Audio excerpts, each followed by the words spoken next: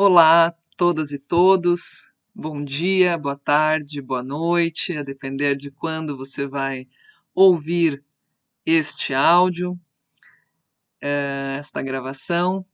No encontro de hoje, eu tenho uma alegria muito profunda e genuína de trazer para compartilhar conosco o seu conhecimento o professor Ricardo Antônio Silva Saitenfus, aquele que eu considero a maior autoridade sobre o tema do nosso encontro de hoje, que é a participação brasileira na Segunda Guerra Mundial.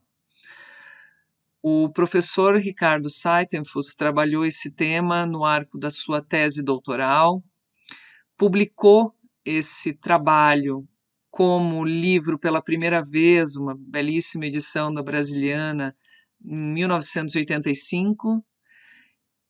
Depois veio a publicá-lo pela editora Manoli, O Brasil Vai à Guerra, e finalmente, atualmente, O Brasil Vai à Guerra, o processo de sua entrada na Segunda Guerra Mundial, está publicado em e-book e também disponível pela plataforma da Amazon.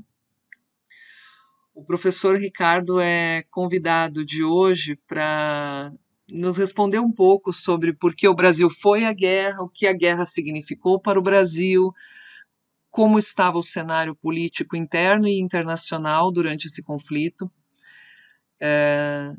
Mas, além de ser uma grande autoridade neste tema, eu acho importante situar a vocês de onde fala, né, de qual é a formação, qual é o espaço de trajetória acadêmica do professor Ricardo e alguns dos seus trabalhos para além da academia. Então, o professor Ricardo é graduado em Ciência Política, em Economia do Desenvolvimento e História Moderna e Contemporânea pela Universidade de Genebra. Fez o doutorado no Instituto de Altos Estudos Internacionais, também da Universidade de Genebra. Foi professor na Universidade Federal do Rio Grande do Sul e na Universidade Federal de Santa Maria. Foi o primeiro secretário da Secretaria de Assuntos Internacionais do Governo do Rio Grande do Sul, fazendo um movimento muito interessante de reconhecer esse trabalho das relações internacionais dos entes subnacionais, talvez uma das primeiras, se não a primeira iniciativa nesse sentido, à frente da Secretaria de Assuntos Internacionais do Governo do Rio Grande do Sul. Foi vice-presidente da Comissão Jurídica Interamericana da Organização dos Estados Americanos e foi representante da OEA no Haiti. O professor Ricardo Saitenfus é autor de inúmeros livros de importância fundamental para as relações internacionais no Brasil, para a história, para as ciências sociais e humanas no geral. E dentre eles eu cito o Manual das Organizações Internacionais, Relações Internacionais, a ONU e a Epidemia de Cólera no Haiti, Haiti, Dilemas e Fracassos Internacionais, Direito Internacional Público, entre tantos outros que ele organizou, como autor, como organizador, como colaborador, com um ou mais capítulos. Mas um dos seus livros, então, que é referência quando estudamos a participação brasileira na Segunda Guerra Mundial, é justamente O Brasil Vai à Guerra, o processo de sua entrada na Segunda Guerra Mundial. Nesse livro, em centenas de páginas, o professor recupera, trabalhando arquivos deste lado e daquele lado do Atlântico, num esforço admirável, uma série de documentos que nos dizem, em primeira mão, sobre como se comportavam e o que pensavam os atores daquele momento da história brasileira e mundial de crise tão severa. Foram encaminhadas ao professor Ricardo 6 perguntas e nós vamos, neste áudio, ouvir as suas respostas sobre elas. A primeira pergunta, então, é a seguinte: Professor Ricardo, o seu trabalho de pesquisa destaca-se pela riqueza de fontes. São pesquisas em arquivos nacionais e estrangeiros, fontes documentais oficiais e acadêmicas, enfim, uma variedade muito grande de fontes. Essa característica diferencia o seu estudo de outros trabalhos que temos sobre o período. Sendo o Brasil um país que não tem influência no eclodir da Segunda Guerra Mundial, e sendo o Brasil um país periférico no desenrolar desse conflito, o que o levou a estudar com tanto fôlego e profundidade o envolvimento brasileiro na Segunda Guerra Mundial? A professora Cristine Zanella me fez 6 perguntas. E eu, como o Estado que esquartejou o mundo em territórios nacionais, como o açougueiro que esquarteja uma besta, eu também vou esquartejar as perguntas dela. E vou começando pela primeira. A primeira diz respeito do porquê eu escolhi e fiz esta tese de doutorado e que se transformou nesse livro Brasil Meia Guerra. Aqui, creio que é uma pergunta fundamental para todos aqueles que se dedicam à pesquisa. O que é a pesquisa? A pesquisa é trazer à luz, de forma original, uma realidade, uma verdade que até então era inédita, ou pouco conhecida, ou pouco discutida. Eu confesso para vocês que o meu primeiro projeto de tese, lá em Genebra, no Instituto de Altos Estudos Internacionais da Universidade de Genebra, não tinha nada a ver com esse projeto que eu desenvolvi posteriormente. Ele dizia respeito às relações entre literatura e história, entre literatura e economia. E a minha proposta, inclusive, passei um período de 1 ano no Nordeste, era analisar, através das obras de ficção, de vários autores conhecidos, nordestinos, romancistas, através das suas obras de ficção, a modernização da economia nordestina, passando do engenho para a usina de cana-de-açúcar. Depois eu me dei conta que não era uma questão de relações internacionais, me implicava uma série de estudos complementares em teoria literária, história regional que eu não conhecia. E retornando a Genebra, eu troquei de orientador. O orientador do primeiro projeto era um historiador húngaro que havia fugido da invasão soviética na Hungria em 1956 e convidei um professor de história contemporânea suíço, Yves Collard, que é pouco conhecido. E escolhi um tema clássico de relações internacionais e de história diplomática. Vocês sabem todos, nós todos sabemos ainda hoje que o Brasil é um país que não tem uma dimensão histórica nem militar, nem econômica importante no desenvolvimento da Segunda Guerra Mundial. Mas o Brasil teve um papel e não pôde ficar indiferente a isso. Então a minha pergunta, e eu creio, e é um conselho que eu dou, a minha pergunta fundamental, e é necessário sempre ter uma pergunta fundamental quando se inicia uma investigação de fôlego como essa, era saber quais foram as circunstâncias, qual foi o encadeamento da história brasileira e de sua inserção internacional, que de um regime pró-fascista ou proto-fascista, inspirado, por exemplo, ainda hoje, a legislação trabalhista na Carta del Lavoro do regime mussoliniano, muito próximo, portanto, daquilo que se formaria o eixo, como esse Brasil que aceita e louva, elogia um alto golpe do Getúlio em novembro de 37, como em poucos meses depois, 38 até setembro de 39, quando inicia a Segunda Guerra Mundial, como o Brasil paulatinamente muda de posição e se alia aos aliados. E vai ser um elemento, em todo caso no Atlântico Sul, importante para a vitória, sobretudo marítima, dos aliados na Segunda Guerra Mundial. Então, é essa a pergunta. Quais foram as circunstâncias que levaram um país que tinha um presidente golpista, que fez um autogolpe, que em junho de 1940 fez discursos louvando a chegada de novos tempos, quando a França foi derrotada na famosa Blitzkrieg da Alemanha, e que se pensava naquele momento que o Churchill iria abandonar a luta e a Alemanha nazista seria vitoriosa. O Brasil, através de Getúlio Vargas, faz 2 discursos, que são famosos, discursos louvando os novos tempos e dizendo que somente os povos que são bravos, que são heróicos, que são corajosos, merecem viver. Então era uma saudação ao regime nazista e, sobretudo, ao fascismo italiano.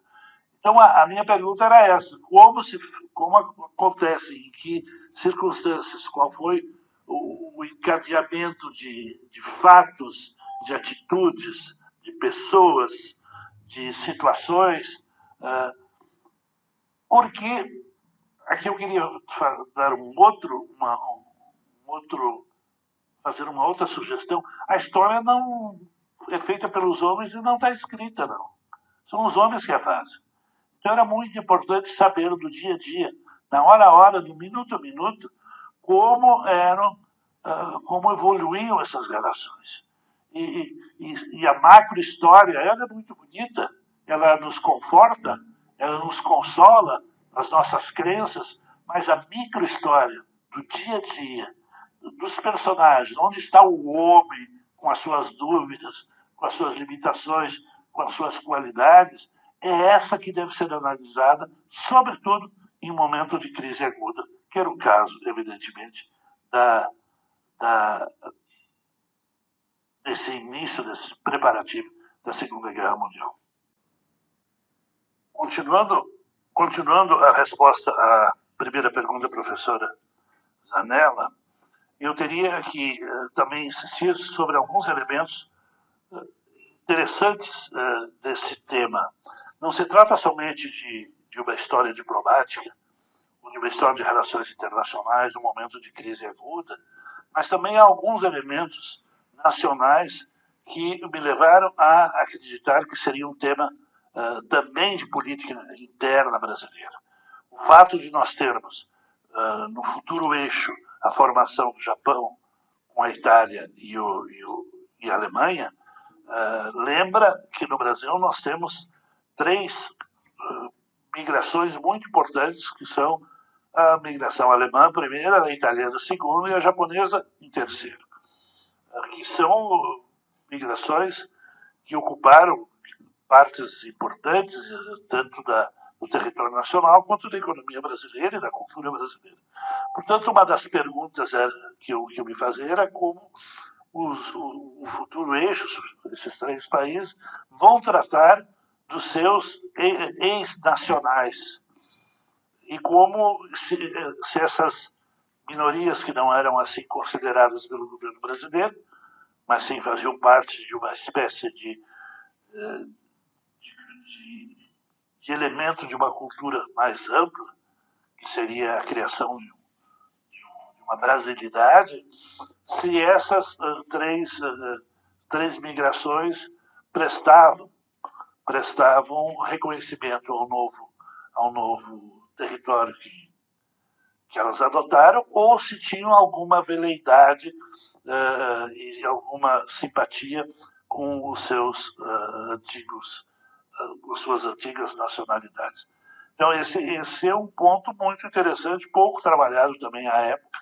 Depois vários estudos foram feitos, e eu creio que esse também, para concluir esta parte das razões, a minha tese foi pioneira, foi publicada depois, em 1985, na coleção brasiliana, que é uma extraordinária coleção dos maiores historiadores brasileiros. Para mim foi o que escreveram sobre o Brasil, foi uma grande honra, uma grande surpresa, porque foi, evidentemente, o meu primeiro livro. Finalmente, eu queria insistir sobre um elemento que a professora Zanella mencionou, sobre as fontes. Não se faz ciência histórica sem fontes. Não se faz ciência biológica, ciências naturais, sem comprovação, sem indícios, sem provas. Então, a minha preocupação era fazer com que esse livro fosse, essa tese, fosse ao mesmo tempo agradável, mesmo que fosse um tema desagradável, mas agradável para lê-la, mas que fosse inatacável do ponto de vista das suas informações, das suas conclusões. Isso, evidentemente, somente seria possível caso eu tivesse acesso às fontes.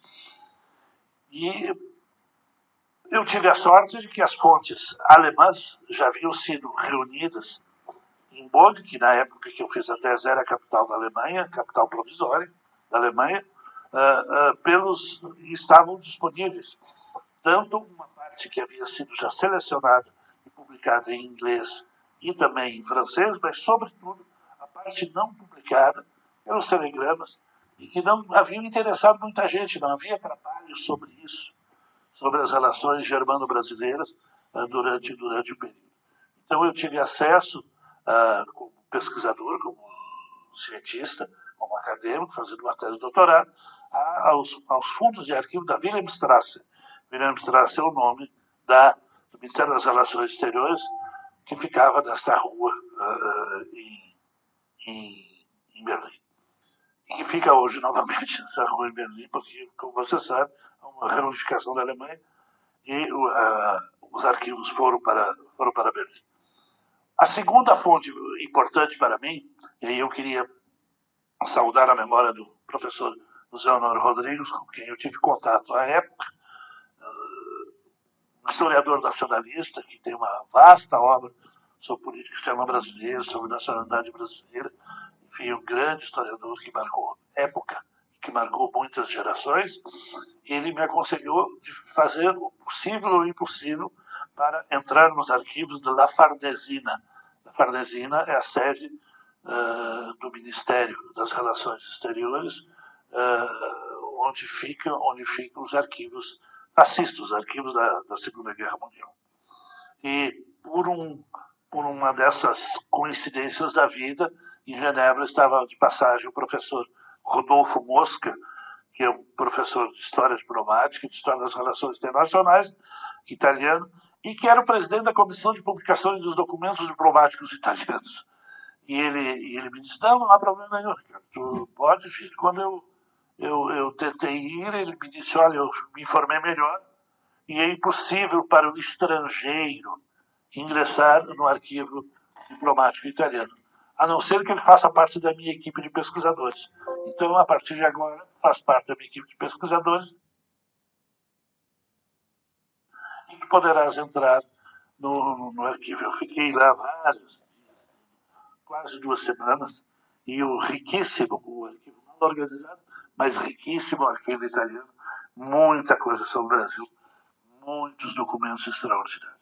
Depois, tinha os documentos franceses já publicados e os documentos americanos também já publicados, portanto, eu não fui a esses 2 arquivos, mas vim ao Brasil aos arquivos do Ministério da Guerra, do Itamaraty, e aos arquivos que estavam no Rio, no Palácio do Itamaraty, e os arquivos privados do Getúlio Vargas, do Oswaldo Aranha, do Góes Monteiro, do Neves da Fontoura, enfim, há uma série de documentação consultada. Então, dessa documentação extraordinariamente diversificada e rica, eu a abordei sem nenhum espírito preconcebido, sem nenhuma ideia, como se eu tivesse à beira de uma floresta virgem que eu tinha que atravessar e fazer o meu próprio caminho. Então, eu não vim com nenhuma tese preconcebida. Eu fui deixando que meus passos fossem guiados pelos documentos. E quando os documentos eram o que eu procurava nos documentos é justamente a contradição entre eles. Entre a percepção, por exemplo, brasileira sobre o mesmo acontecimento e a percepção americana, francesa, japonesa, italiana, alemã sobre esse acontecimento. E é desse confronto de 2 percepções que sai uma interpretação. E aí eu queria chamar novamente a atenção de vocês o prazer que se tem quando se faz uma pesquisa dessa natureza. Por quê? Porque nós, pesquisadores, nós já sabemos o desenrolar da história e o fim dos acontecimentos. Nós já sabemos que se enganou, que quem ganhou, quem perdeu, como foi inútil tal tentativa. Ao passo que os atores do momento não sabiam. E vocês sabem muito bem que o segredo de Estado é um elemento capital, sobretudo em época de crise aguda, como foi durante a Segunda Guerra Mundial. Então, nós, analistas, nós pesquisadores, temos uma visão do conjunto muito mais profunda, muito mais apropriada, muito mais detalhada, e que pode justamente nos levar a fazer críticas, a levantar dúvidas, a fazer com que a narrativa seja completa e interessante. Então, concluindo essa parte inicial da questão da pergunta da professora Cristina Zanella, eu diria que a qualidade desse trabalho, e que a prova disso é a sua vitalidade, já está na 4ª edição, é uma tese de doutorado que normalmente o autor coloca dentro de uma gaveta ou num pendrive e esquece. Não, essa é muito popular. Por que a qualidade dessa tese? Porque ela é baseada justamente em fontes. Em fontes que são inquestionáveis, que são indesmentíveis. E essa minha pesquisa que hoje tem 45 anos de realização, ela teve ao longo desses 45 anos, quase meio século, somente confirmações daquilo que eu escrevi, daquilo que eu concluí. Portanto, ela é como um bom vinho tinto. Quanto mais tempo passa, melhor ele fica. Sensacional. Professor Seitenfuss, se nós olharmos para a participação brasileira na Segunda Guerra Mundial, nós temos que olhar também para os seus atores-chave, né? E os atores-chave da participação brasileira na Segunda Guerra Mundial, para entender, são de um lado Alemanha e Itália e de outros Estados Unidos. Então, o que o professor pode nos dizer sobre quais elementos levavam à aproximação entre a Alemanha, Itália e Brasil nos anos que antecederam a Segunda Guerra Mundial? E quais as preocupações dos Estados Unidos com essas aproximações? Antes de passar a responder a segunda pergunta da professora Cristine, eu queria fazer 2 observações. A primeira é que eu fui, na época, o primeiro pesquisador latino-americano a entrar nos arquivos da Wilhelmstrasse, em Bonn, na Alemanha. E o primeiro pesquisador não oficial, ou seja, não italiano, e não fazendo parte da comissão de publicação dos documentos diplomáticos italianos, a entrar no arquivo diplomático italiano da Farnesina. Portanto, eu tive um privilégio imenso de ser o pioneiro a pesquisar esses arquivos. Por outro lado, não havia todas as limitações, controles e obstáculos que existem hoje.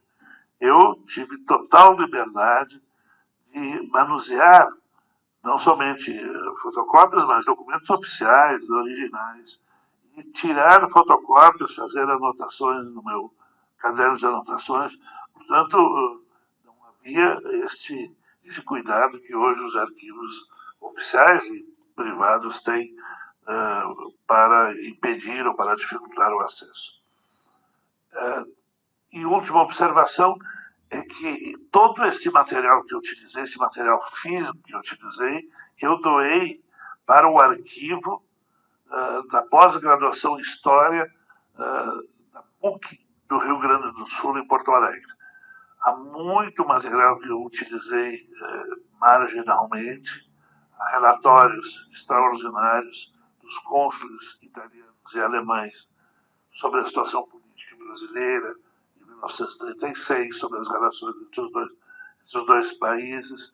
Então há muito material e a PUC está classificando esse material para disponibilizar aos pesquisadores. Agora, voltando a responder a segunda pergunta da professora Zanella, eu diria que as razões das aproximações, ou da aproximação entre o Brasil e o eixo, sobretudo entre o Brasil, a Alemanha e a Itália, durante a década de 30, são variadas e múltiplas. Em primeiro lugar, razões econômicas e as dificuldades de negociação com os Estados Unidos para que era o sonho de Getúlio Vargas, para modernizar a economia brasileira e lançar o país na industrialização. Uma usina pesada era fundamental e era o que a sua filha, Alzira, chamava da menina dos olhos do meu pai.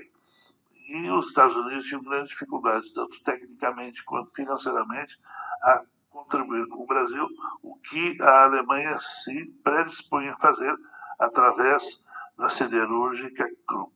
A guerra vai fazer com que nada disso seja realizado segundo os planos alemães. Mas há outras razões também. O comércio complementar entre o Brasil e a Alemanha cresce a partir dos anos 32, 33, e a atingir em 1937, 38 cifras ponderáveis. Tanto é assim, do ponto de vista estatístico, a Alemanha, pela primeira vez, suplanta os Estados Unidos na balança comercial brasileira. É um país, em 37, 38, mais importante do ponto de vista comercial para o Brasil. Um terceiro elemento importante é a aproximação na luta anticomunista.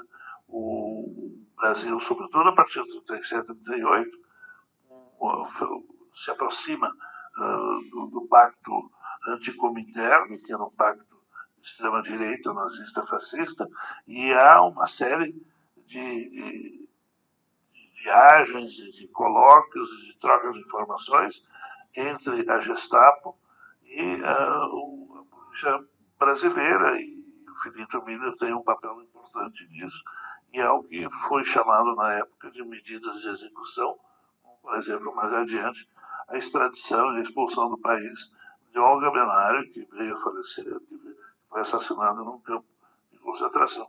Portanto, há também essa aproximação ideológica, não somente de luta anticomunista, como esta. O Brasil não fez parte do Pacto Anticominterno, porque a Itália se opôs, queria que o pacto fosse somente um pacto integrante, mas colaborou com o Pacto Anticominterno, como os documentos alemães e italianos demonstram. Um outro elemento importante de fricção e de dificuldade é a presença de colônias, chamadas assim, alemãs e italianas no sul do Brasil.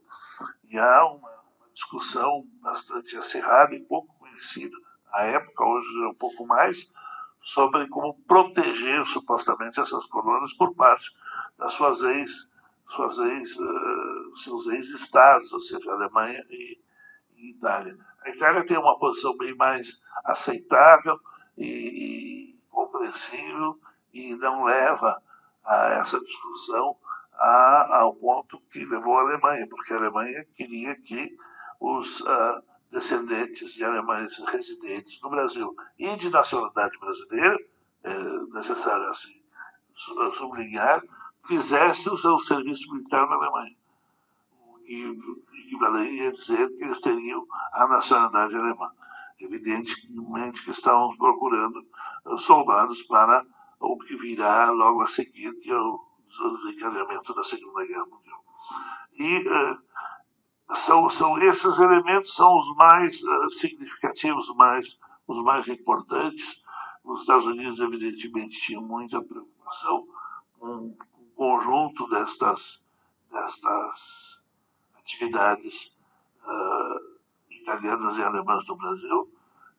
Eles também tinham dificuldades com relação à influência, sobretudo depois que inicia o conflito, a influência da Alemanha e da Itália nas linhas aéreas sul-americanas, muito especialmente no Brasil.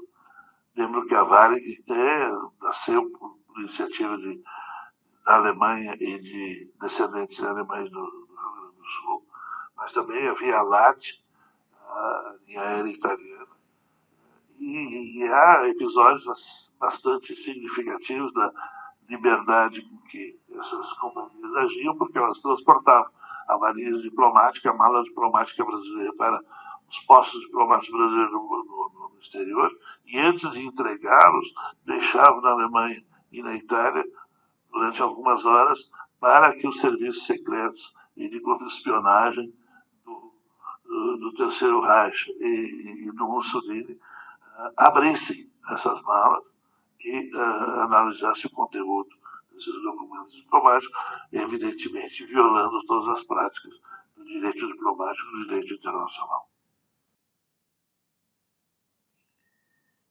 O professor Ricardo menciona essa questão dos migrantes, né? E então as próximas perguntas vão um pouco nessa linha. Como a existência de imigrantes alemães e italianos se refletia na preocupação com uma presença e influência nazi-fascista no Brasil? Quão marcante era a presença das ideologias totalitárias, nazista e fascista, nesse cenário político do Brasil, do Estado Novo? E também o seu trabalho mostra que as aproximações do governo varguista com a Alemanha e a Itália não eram exatamente uníssonas dentro do governo, havia dissonâncias, né? Podia nos falar um pouco mais sobre isso?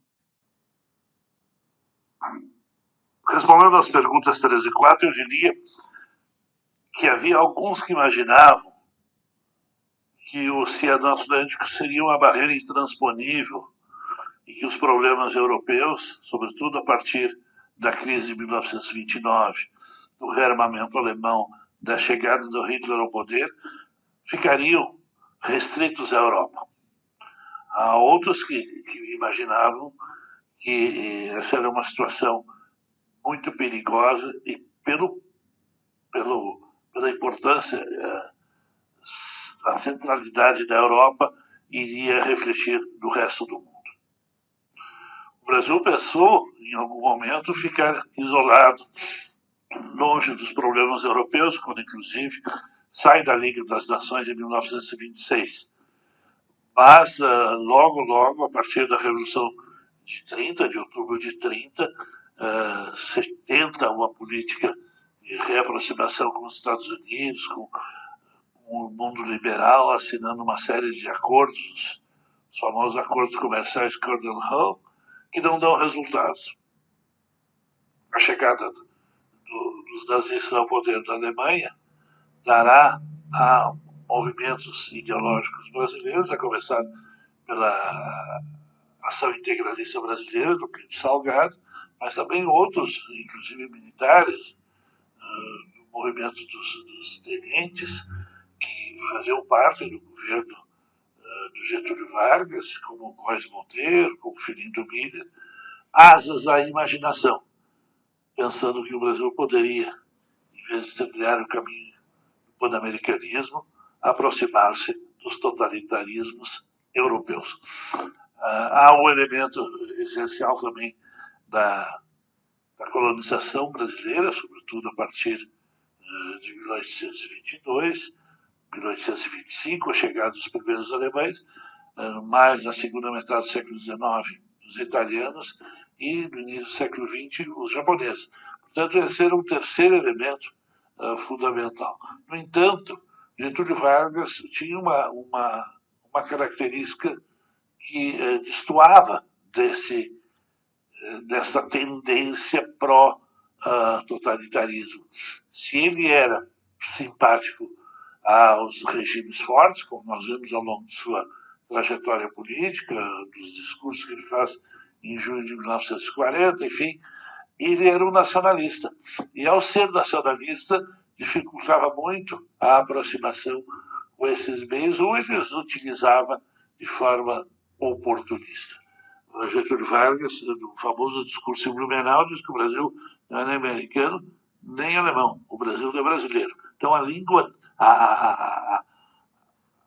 o desejo de Vargas é ter um povo e uma língua. Por isso que, a partir de 1938, março de 1938, com a chegada de Oswaldo Aranha ao Ministério das Relações Exteriores, amigo de longa data de Getúlio Vargas, e tendo mãos livres para agir no plano internacional, há o início da nacionalização do ensino no Brasil, há a proibição também da utilização do alemão e do italiano ou de outras línguas que não fosse o português, há uma série de problemas com a Itália em razão dessa campanha de nacionalização brasileira, mas também, sobretudo, com a Alemanha, que chega a quase ruptura das relações diplomáticas entre Berlim e Rio de Janeiro.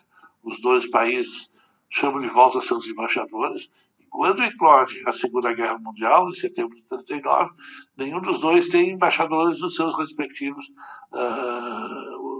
suas respectivas missões diplomáticas, para ver a que ponto chegou a crise entre os dois países em razão das minorias ou das colônias e como tratá-las entre Brasil e Alemanha. Perfeito. Professor Ricardo, na introdução do seu livro, você se coloca a pergunta: o Brasil desejou participar da guerra? Ou, preferindo-se uma pergunta menos acadêmica, qual encadeamento de circunstâncias levou o país à guerra? Então, retomando essas perguntas, se fosse pontuar essas circunstâncias, que elementos-chave você diria que um estudante de relações internacionais deve ter em mente quando pensa sobre o envolvimento brasileiro no conflito? Respondendo à quinta pergunta, há muitos elementos a serem sublinhados com relação à participação de um país marginal, como é o caso do Brasil, apesar de seus 8 milhões e 500 mil quilômetros quadrados, sua população importante, a presença de minorias estrangeiras sobre o seu solo, mas é um país marginal e nós tivemos que compor, nós tivemos que aceitar, nós tivemos que nos inclinar ao longo desse período. Mas o fizemos com bastante oportunismo. Tanto é assim, e esse creio que é o elemento o elemento capital do nosso envolvimento na Segunda Guerra Mundial, foi que a guerra permitiu o que a paz não permitia, ou seja, modernizar a nossa economia. Nós conseguimos volta redonda, através dos acordos com os Estados Unidos, nós conseguimos trocamos as bases do Nordeste, gerando de Noronha, de Natal, por justamente esse apoio financeiro e tecnológico dos Estados Unidos, e sem uma indústria pesada, era impossível lançar as condições para uma industrialização do país. Essa industrialização fez com que a economia brasileira se modernizasse de forma acelerada. Hoje nós somos uma economia, chegamos a ser a 7ª economia do mundo, onde a indústria tem o seu papel fundamental através de uma estratégia que foi a política de substituição das importações. Há uma migração também campo-cidade, Nordeste-Sul, Sudeste, em razão justamente desta industrialização brasileira. Há uma desenfreada urbanização e uma diminuição do peso do campo, do peso do interior nas questões de política nacional. O Brasil se transforma num país essencialmente cidadino, de grandes metrópoles. E há, finalmente, um elemento capital que é o papel dos Estados Unidos na nossa política. A partir de então, quando em 1944, sob a proteção dos Estados Unidos, se transforma num aliado. Nós vimos em vários episódios posteriores um aliado quase incondicional dos Estados Unidos. Claro está que nem todos os interesses são convergentes, mas, no entanto, o Brasil provavelmente tenha sido, ao longo desse período, o aliado mais, além da Grã-Bretanha, nas Américas, em todo caso, o aliado preferencial dos Estados Unidos. Eu creio que esses são os elementos que alguém que se interessa pela nossa história, ou estudante de relações internacionais, deve tê-lo em mente, ver a enorme transformação que o mundo passa a partir desses suicídios europeus. A segunda tentativa, a primeira foi a Primeira Guerra Mundial, a segunda agora de 39 a 45, e o surgimento, então, com todo o peso da vitória dos aliados e dois países que se destacam dessa aliança, destas Nações Unidas, unidos contra quem? Contra o eixo, evidentemente, que é a União Soviética, que sai vitoriosa depois da terrível guerra, e dos Estados Unidos, que finalmente sai do isolacionismo que o Congresso havia imposto em 1919, inclusive ao não assinar o Pacto de Versalhes, e será um elemento dominante no cenário internacional a partir de então. Por fim, professor Seitenfuss, o senhor é um historiador dentre as suas várias formações, uma formação consistente, muito erudita. O senhor é um historiador. E numa quadra da história em que tanto se questiona sobre o estudo do passado, sobre o quão valioso é estudar o passado, como se houvesse uma incompatibilidade entre conhecer o passado e pensar o futuro, que mensagem o professor deixaria aos estudantes aos estudantes de relações internacionais, aos demais estudantes das ciências sociais e humanas e, enfim, todos os que se interessam pelo Brasil, pelo Brasil atual, sobre a relevância desses trabalhos e desses estudos. Finalmente, o povo que não conhece sua história corre o risco de repeti-la, os erros que cometeu no passado. E não existe passado, presente, existe um contínuo. É impossível compreender o Brasil moderno, o Brasil de hoje, o Brasil dos anos 70, sem se referir aos anos 30. Os anos 30 são fundamentais, não tanto pela Revolução de Outubro de 1930, mas sim pelas transformações que a guerra, a Segunda Guerra Mundial e a nossa marginal participação ocasionou na economia, nos costumes, nas nossas relações exteriores, na inserção do estrangeiro na sociedade brasileira, na modernização das nossas cidades, na urbanização desenfreada, na migração norte-sul e nordeste-sudeste. Ou seja, foi mudanças radicais que estão na base ou na raiz de que nós assistimos hoje. Então, conhecer o seu passado não é um luxo, é uma obrigação. Quem não conhece seu passado não entenderá jamais o seu futuro, não entenderá jamais quais são os desafios do presente. Muito obrigado pela atenção de vocês. Professor Seitenfuss, acredito que eu falo em nome de todas e todos que lhe ouviram. Queria deixar muito obrigada pela generosidade em compartilhar, em abrir mão aí do seu tempo e compartilhar conosco um pouco desse acervo, né, acervo cultural, erudito, acadêmico, e eu posso dizer como ex-orientanda, e me considero para sempre uma orientanda,